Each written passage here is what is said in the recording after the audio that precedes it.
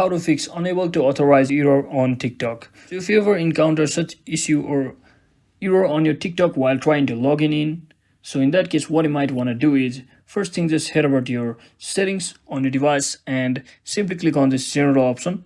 So once you're inside here, so you can see there's option called iPhone storage, just select it, and from over here just locate your TikTok application and just try to offload the application from over here, and you might as well try to restart or reinstall your application. So once you do all of that, just come back over here under your settings once again and simply scroll down and click on apps.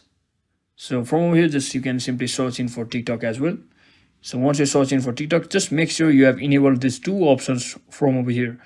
So once you enable all of those options, you can simply try restarting your iPhone from over here just like this. So once you do that, your issue might be or should be fixed successfully. So that is it for today, guys. I hope this video was helpful. If it was, don't forget to like and subscribe.